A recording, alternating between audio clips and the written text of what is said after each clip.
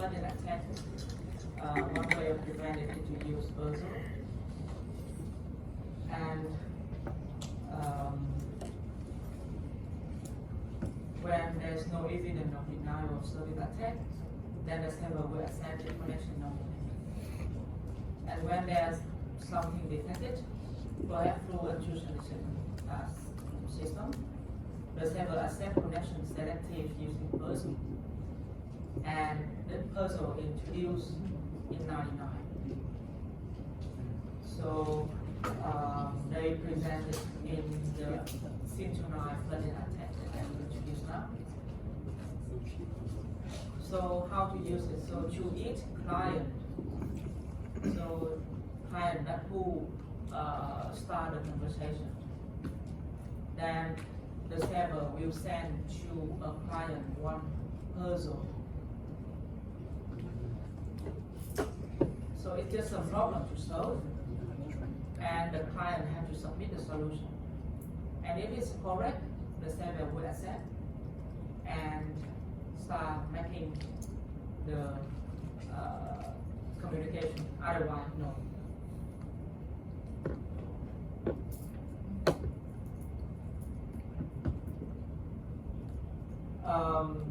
The thing we need to be sure is because we need the efficient communication, so we need the person. So the server will generate the Persil, and we need to generate it very fast, well, reasonable time, and we need the client to solve it. Also, doesn't take a lot of time because in the prevention we mentioned earlier, if the client didn't respond for a period of time, then the server will stop. Okay. So this is how it works. Client will send two requests to the server. Server send the problem to Persil, and then it solve a solution. Okay, then start communication. So the requirement is there should be built-in browser to solve it, available as a plugin, and so on. Anyway, we go to detail of the Persil. And this is proposed by Joe and Grant.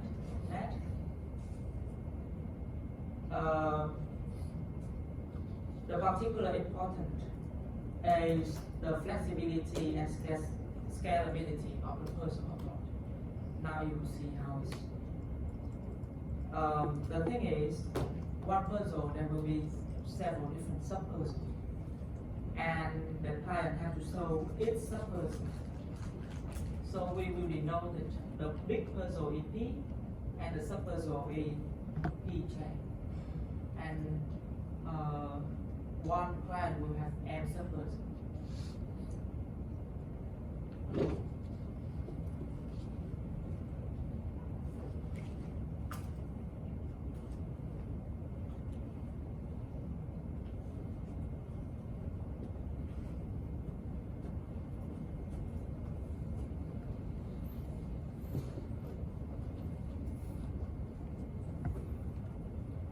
So you have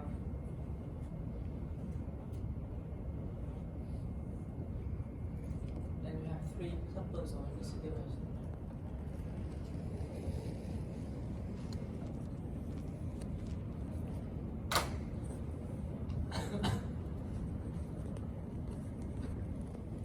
Okay?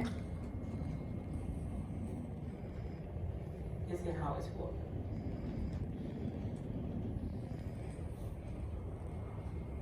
First, you have the secret and other data. You use a hash function to hash it to have an exchange of length, say L. Okay? Just hash something to have an exchange of length L. Divide it in two parts. The first part contains of K bit. The second is K by L under K bit.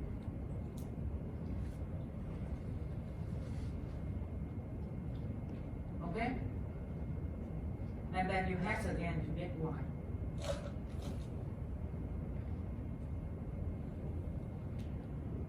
And then the problem is, if I will give you y and give you this part, I ask you to find this part.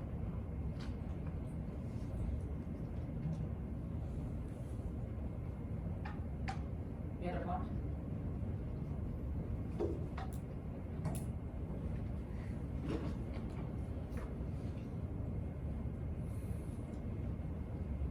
So, for example, I have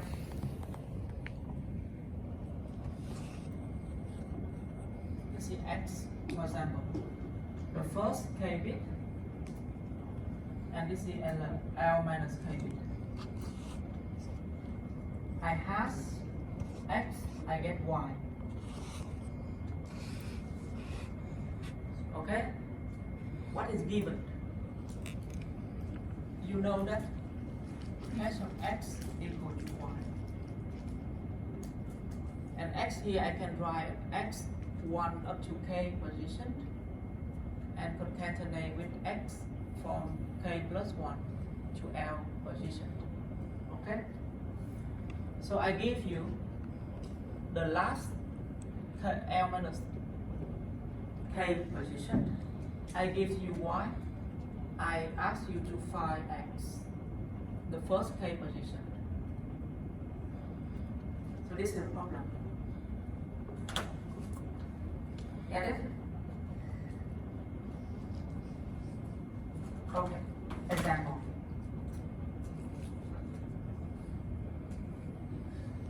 For example, assume 1, 1, 0, 1.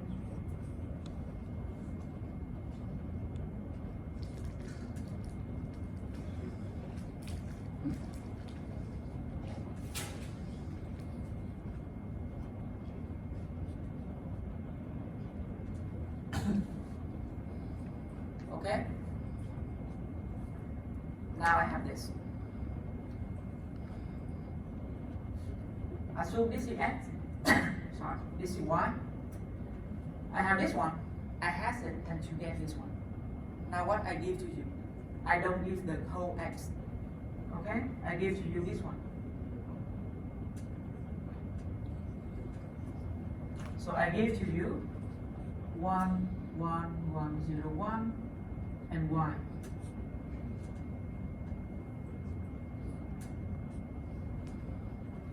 I ask you to find this one. This hash to this one. I give you just a part of it, and I ask you to find the other part. Okay? So that means I ask you to find anything. So this is 4 bit, right? Any 4 bit here, such that when I concatenate with them and I map it via the hash function, it gets exactly 1.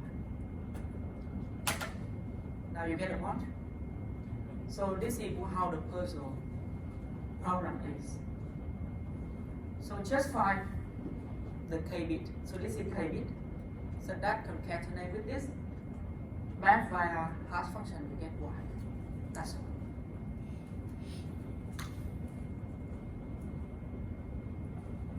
How many solutions you may have this? This answer, right, is solved by the server. Or as in the client. The server gives to the client will solve it. In their own network. Yeah. They solve it and then they respond it. Okay? Of course, we mentioned earlier that they have some software of solving it in the browser. Because if the attacker, they will not solve it. Okay? Here we try to communicate with legitimate users. Then user will solve it and attacker will not. So this is one solution, but we can have other solution because hash function is collision resistant, so you can only find other that match to the same thing. But it's very unlikely by the choice of parameters. So the thing is, you need to find that part. Okay, so you get upon a puzzle. This is the idea puzzle. And how you do it? The easiest way to do is to brute force, right? You try all the possible, and you plug in here, compute. If it's not, is it y? Done. If it's not, then choose another value. Get what I mean? Try all the possible of this bit, and how many units you have. If k bit, then 2 to the power k possibility.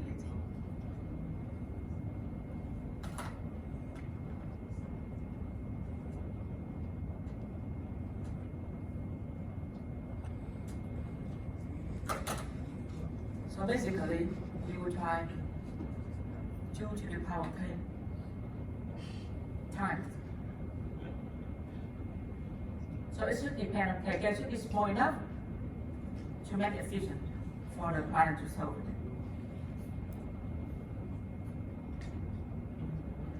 Okay?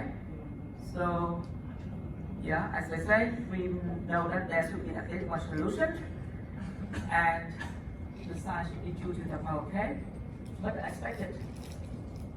So if each task requires one task, then the expected number of tasks is 2 to the power k minus 1.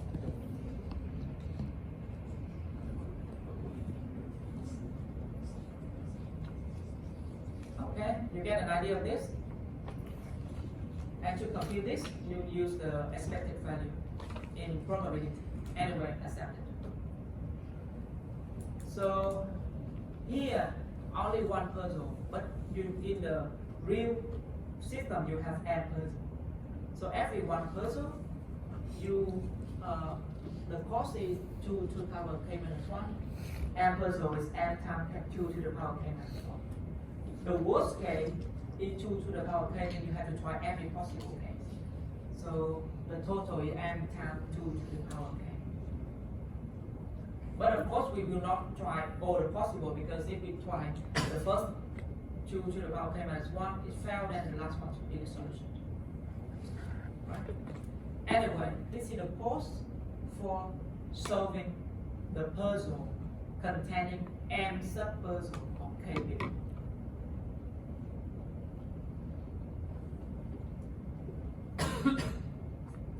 Get the point?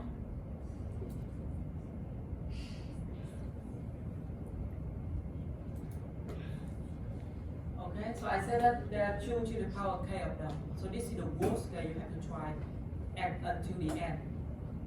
But the expected number of trial is just 2 to the power k minus 1, just a half. By probability, roughly a half. So this is the cost, this is the worst case cost.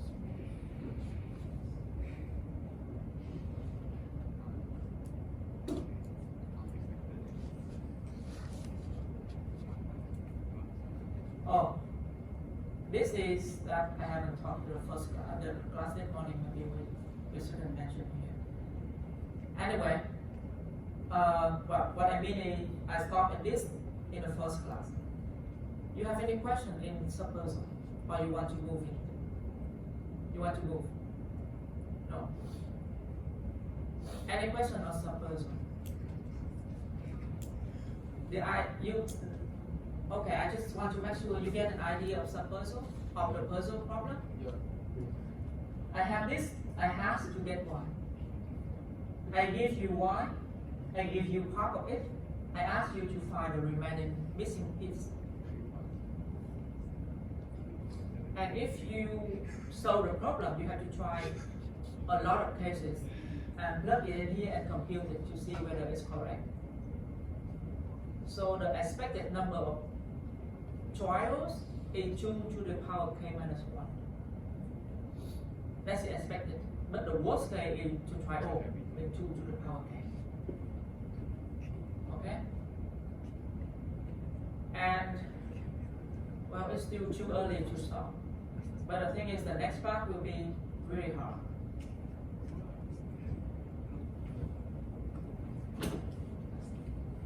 You want to move it? Just see. So you have a set of m sub-puzzle, and the problem is to solve all of this, and the cost is m to the power k minus 1, the expected cost. And the worst case m times 2 to the power k.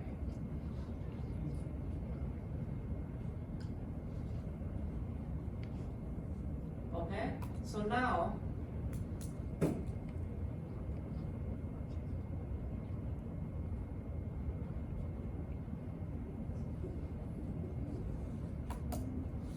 do you think this is a good idea to use one big puzzle or you use several small sub-puzzles?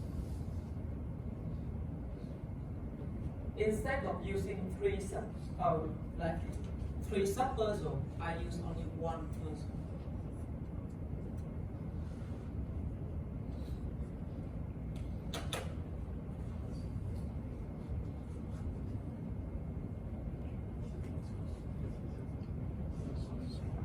What do you mean by the big puzzle? What do you mean by the big puzzle? Is there any example of the big puzzle? Solve Like everything, 32 bit. you want to connect big, I'm sorry, yeah, what do I mean by big? So for example, this is 2 bit, here I use 8 bit. 2 bit, oh no, this is 4 bit, right? Yeah. 4 bit, here I use 12 bit for example. 12 bit means 1, 2, 3, 4, 5, 6, 7, 8, 9, 10, 11, 12. 0, 1, 0, 1, for example, and math to 1. I ask you to find this one. Okay. Or I give you 3 small problems. 1, 2, 3, 4, 0, 1, 1. 1, 2, 3, 4.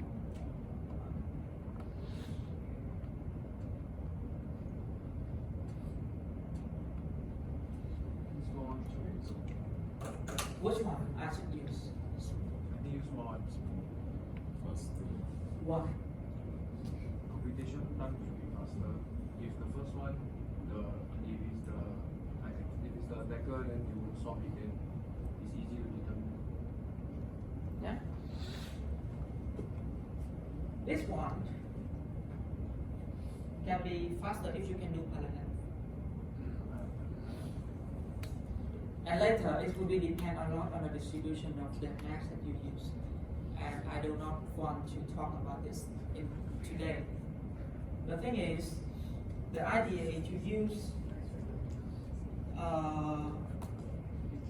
more small sub-puzzle than one big sub-puzzle. And next time you will see that why is that. Even though that you may have the same total of cost. Given you the same total of cost of computing, like 1 is 4 times 2 to the power 4 times 2 to the power 3, for example, 32. And this is 4 sub-puzzles, this is equal to n. Okay, minus 1. Or I can use 32-bit puzzle. They have the same cost. Oh, no, they don't. They have 32 into 2 to the power 5. So this is 5-bit. 6-bit sub-puzzle. 1 is 6. 1 is 3, 4.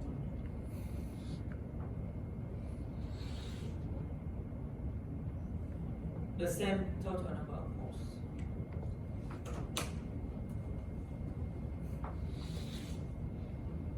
And what is better?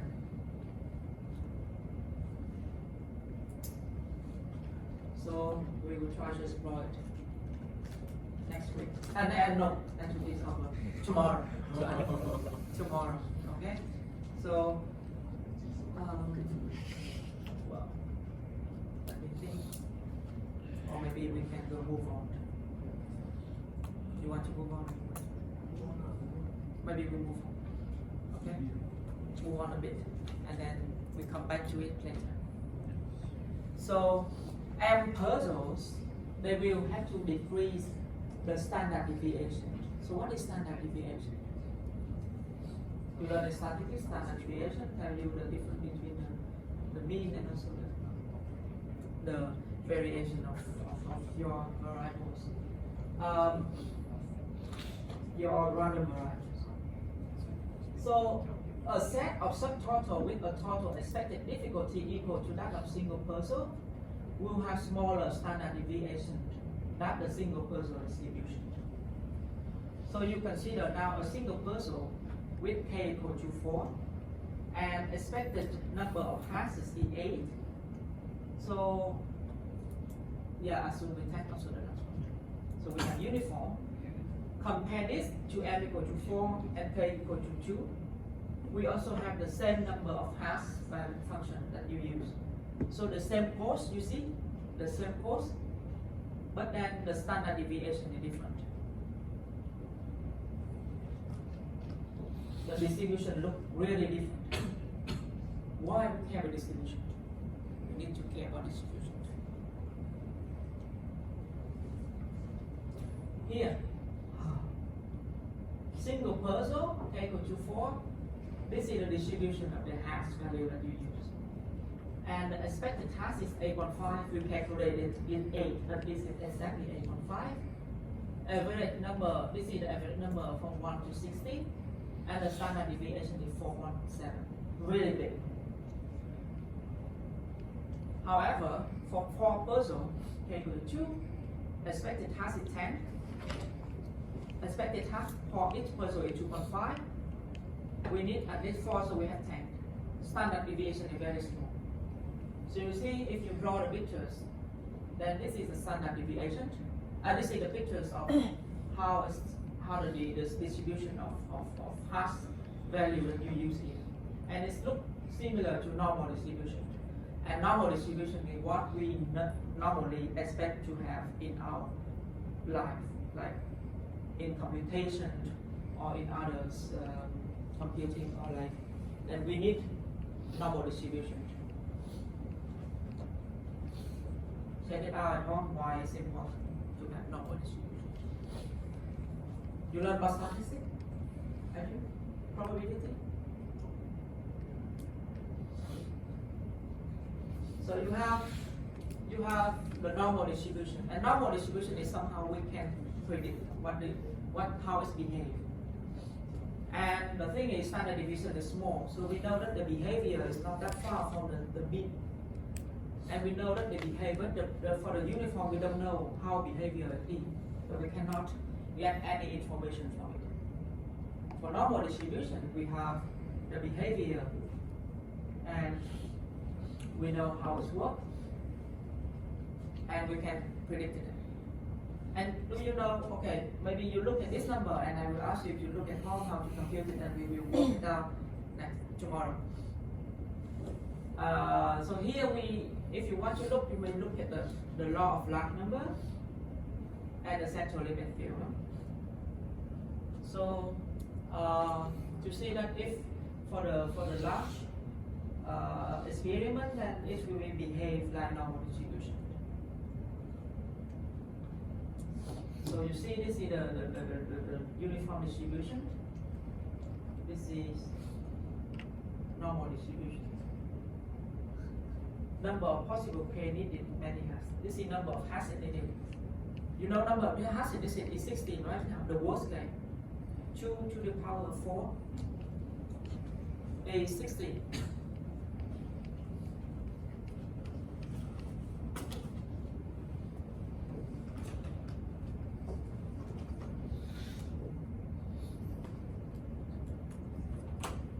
Or 4 times 2 to the power 2, also 16.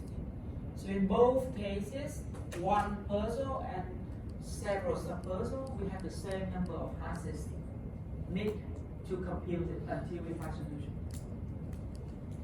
But there's a large number of possible cases needed many hashes.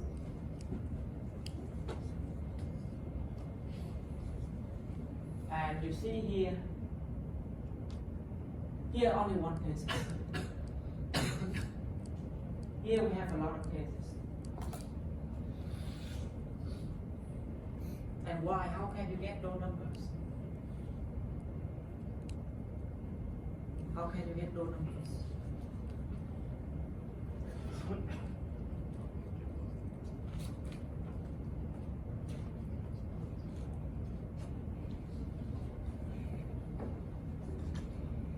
so you get no numbers.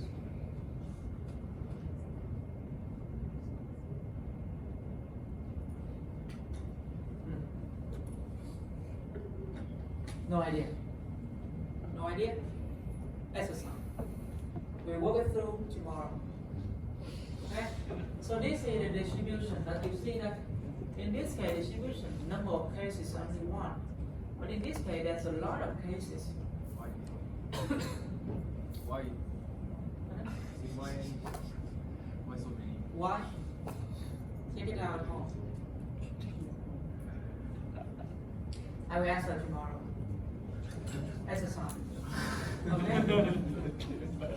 It will affect your maybe your assignment and your exam maybe. So, but anyway, check it out.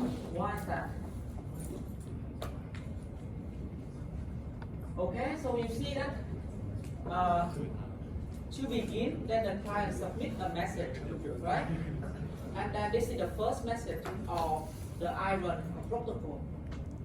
And this information will be used by the server to generate the puzzle. Okay? And then you see that client send M1, do we have a puzzle? And the server no puzzle, and then they still communicate. If operation at normal server require no and then continue protocol. If puzzles are active, the server will calculate a series of sub-puzzles. Like we're asking the secret and T time span. Then you see that first client send it, and then server said, okay, I have puzzle, I send you a puzzle. And then client send a solution, and then server will verify it. And then if it's correct, then okay, get through the communication. Now we can do the communication. So what puzzle information is stored? The solution from the client is this one. The puzzle themselves are effectively stated, so the answer will not blank. Solution contain all the information the server need other than their own server secret. No, you don't need to send the secret. They don't ask you to ask for the secret. Just send the solution only. Verification needs to recalculate it and compare with the current time against T, because the T is time span, the time stamp that it is sent. Okay? Okay? The thing is, when generate a puzzle, it should not be costly. Okay? The rogue client sends some hello message, but the server had to prepare puzzle. It's complicated, right? And then if the rover doesn't answer, but keeps sending new hello message,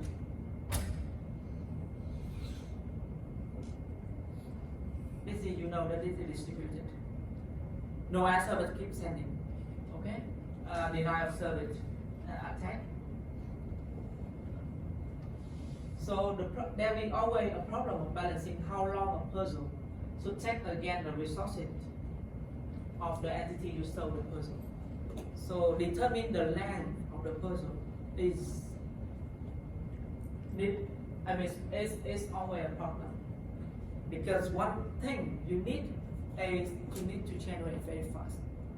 You need it not should be difficult because the client should be solved in a limited time.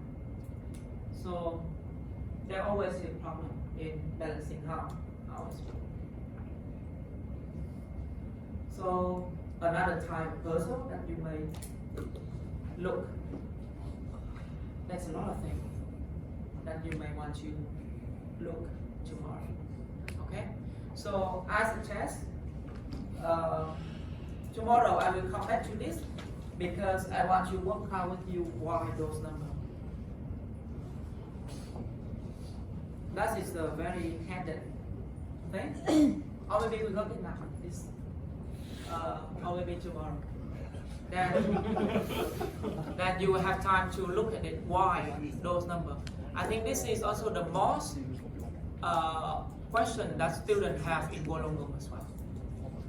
They don't know why this number.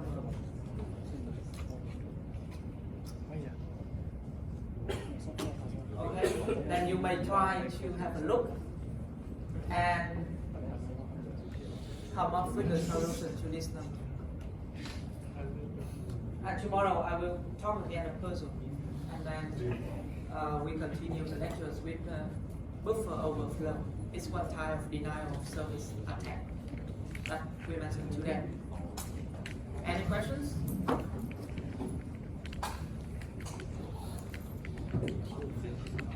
No? Oh, you really want to go home? Okay, so we stop here today and we see you tomorrow.